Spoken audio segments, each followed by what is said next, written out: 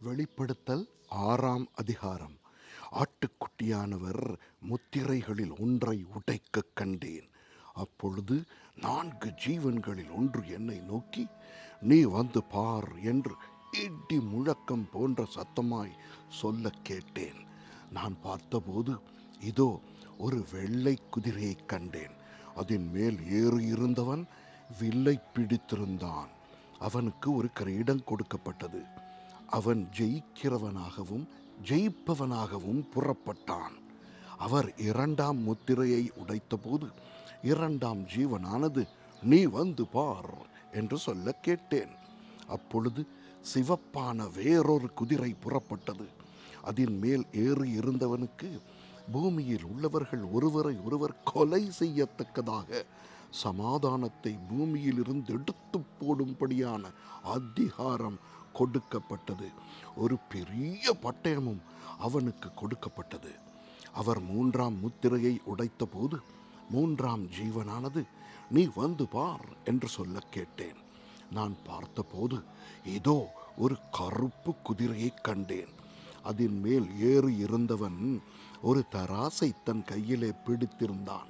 அப்பொழுது ஒரு பணத்துக்கு 1 படி கோதுமை என்றும் ஒரு பணத்துக்கு 3 படி வாட்கோதுமை என்றும், எண்ணெயையும் திராட்சை ரசத்தையும் சேதப்படுத்தாதே என்றும் 4 ஜீவன்களின் மத்தியிலிருந்து உண்டான சத்தத்தை கேட்டேன்.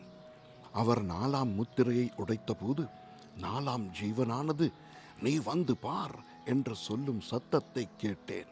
நான் பார்த்தபோது இதோ மங்கின நிறமுள்ள ஒரு குதிரையை கண்டேன்.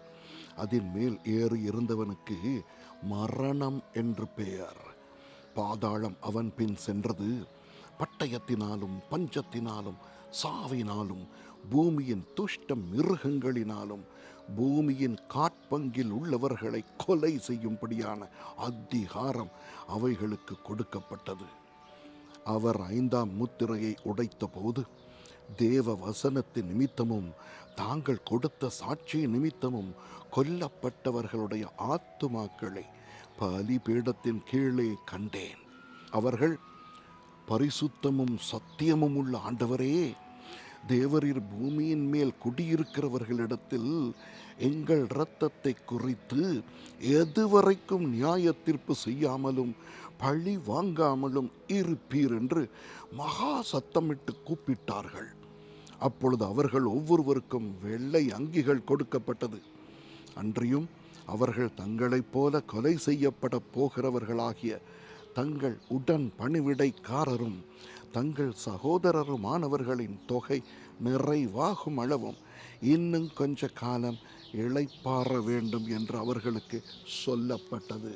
அவர் 6ஆம் முத்திரையை உடைக்க கண்டேன். இதோ பூமி மிகவும் அதிர்ந்தது. சூரியன் கருப்பு கம்பளியைப் போல கருத்தது. சந்திரன் இரத்தம் போலாயிற்று. அத்தி மரமானது பெருங்காற்றினால் அசைக்கப்படும் போது அதன் காய்கள் உதிருகிறது போல வானத்தின் நட்சத்திரங்களும் பூமியிலே விழுந்தது.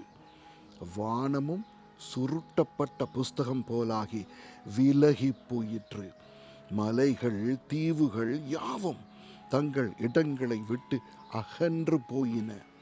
பூமியின் ராஜாக்களும் பெரியோர்களும் ஐசுவரியவான்களும் சேனை தலைவர்களும் பலவான்களும் அடிமைகள் யாவரும் சுயாதீனர் யாவரும் பர்வதங்களின் குகைகளிலும் கண்மலைகளிலும் ஒளித்து கொண்டு பர்வதங்களையும் கண்மலைகளையும் நோக்கி, நீங்கள் எங்கள் மேல் விழுந்து சிங்காசனத்தின் மேல் வீற்றிருக்கிறவருடைய முகத்துக்கும் ஆட்டுக்குட்டியானவருடைய கோபத்துக்கும் எங்களை மறைத்து கொள்ளுங்கள்.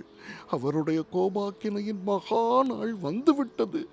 யார் நிலை நிற்கக்கூடும் என்றார்கள். ஆமென்.